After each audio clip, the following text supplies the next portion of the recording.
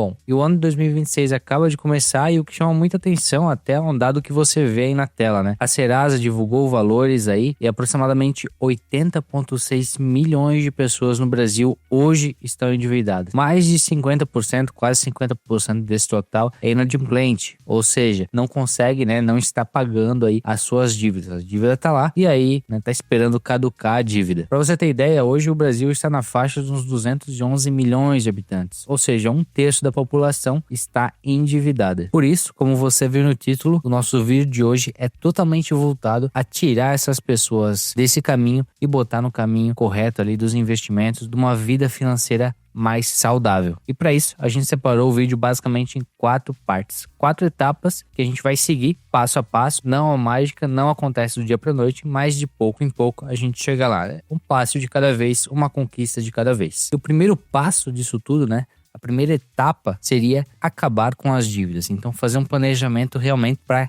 acabar com elas, para conseguir quitar todas as dívidas. E por que quitar as dívidas, né? Por que não começar a investir antes e com esses rendimentos e pagando as dívidas depois? O que acontece é que os juros da dívida são muito altos. A gente usou aqui como base os juros rotativos da Nubank, né? Que é um banco aí muito usado aqui no Brasil, está entre os top 3 bancos mais usados aqui do nosso país. E os juros mensais ficam a incríveis 13% ao mês, ou seja, você vai estar aplicando seu dinheiro numa Selic ou mesmo numa ação para ganhar ali em torno de 1%, um pouco mais ao mês, muitas vezes menos do que isso, enquanto a dívida te consome 13% ao mês. É uma matemática que ela acaba, no fim, não fazendo tanto sentido. Então, por isso, né, o foco inicial tem que ser quitar todas as dívidas. E o segundo passo, né, logo após a quitação total de todas as dívidas, seria criar uma reserva de emergência. E qual que é a reserva de emergência ideal que você deveria ter, né? A quantidade de dinheiro que eu devo guardar. Bom, isso varia muito de pessoa para pessoa, mas em torno de 6 meses do seu custo de vida aí total. Então é realmente pegar uma planilha ou um pedaço de papel e listar todos os seus custos mensais, né? Onde você gasta, onde vai o seu dinheiro, mas todos mesmo, sem esquecer nada. Multiplicar isso por 6, então aí você vai ter uma base da reserva de emergência que você deve fazer. E onde aplicar esse dinheiro, né? Então uma reserva de emergência, entenda que ela tem que funcionar quando você precisar. Aconteceu algum problema, eu posso tirar esse dinheiro imediatamente. Então vamos colocar uma situação aqui, você está dirigindo seu carro, bateu no carro de alguém. Se você não tem a reserva de emergência, automaticamente você já vai ter que pegar um dinheiro emprestado com o banco, provavelmente, e já vai entrar nos juros novamente rotativos ali do cartão, ou seja, vai entrar na dívida novamente. Por isso esse dinheiro ele tem que ficar guardado em algum rendimento com liquidez diária, para que você possa fazer esse saque e ele também renda diariamente ali, né? E ali uma caixinha da Nubank, um tesouro direto, alguma coisa nesse sentido. Nesse momento ainda a gente está sendo muito beneficiado nesse tipo de investimento por conta da alta da taxa de juros. Mas é importante lembrar que esse dinheiro da reserva de emergência, apesar de estar rendendo pouco muitas vezes quando a taxa de juros cai, não tem o intuito de deixar ninguém rico. A ideia é somente não atrapalhar o fluxo de dinheiro que a gente está investindo. Então aquele dinheiro que realmente tem a importância, que vai estar rendendo ao longo do tempo, ele não pode ser mexido. E para isso a gente cria a nossa reserva de emergência, tanto para a questão de investimento, quanto para não voltar a ter uma dívida quando surgir algum problema. E o terceiro passo talvez seja o pulo do gato que muita gente acaba esquecendo. Geralmente quando as pessoas quitam suas dívidas, fazem uma reserva de emergência, elas logo pensam, bom, vou começar a investir todo o meu dinheiro. Vai procurar alguma ação, algum fundo imobiliário ou mesmo algum título do tesouro aí para estar aportando o seu dinheiro.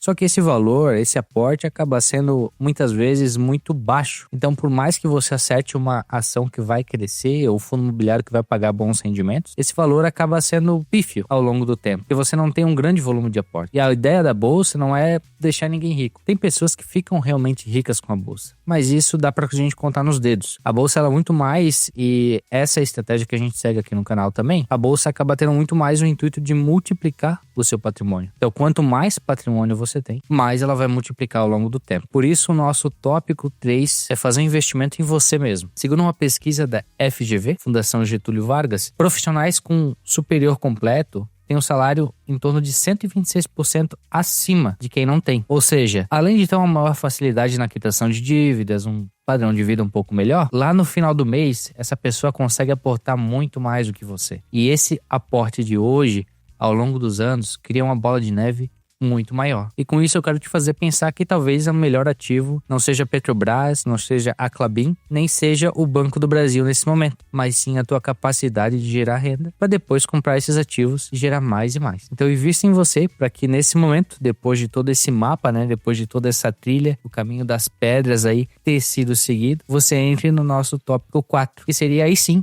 procurar algum ativo para você investir. Então, com dívida paga, reserva de emergência feita, qualificação profissional, você começa a investir seu dinheiro na bolsa, algum imóvel, alguma coisa nesse sentido que vai multiplicar o seu patrimônio e gerar uma renda extra, garantir a sua aposentadoria e proteger o seu suado patrimônio. E de forma alguma aqui eu quero te desmotivar a investir muitas vezes os R$300, R$500 que você investe hoje. Muito pelo contrário. Esse valor, se sobra ao final do mês realmente, é muito importante, principalmente didaticamente. Mas entenda que não vai ser perdendo horas lendo relatórios, analisando empresas, que você vai pegar esses R$300 e transformar em bilhões de reais. É muito mais fácil chegar nesse valor acertando uma empresa que talvez tenha uma rentabilidade muito menor, mas que você tenha muito mais volume para aportar. Então, quite suas dívidas, faça sua reserva de emergência, invista em você mesmo e após isso, invista em algum ativo gerador de renda e que proteja o seu patrimônio. Mas de forma alguma, deixe de aportar o quanto você aporta hoje. Principalmente no início, o aporte é muito mais importante do que o tipo de ativo. E se você quiser acompanhar tudo o que está acontecendo no mercado, ficar por dentro das notícias,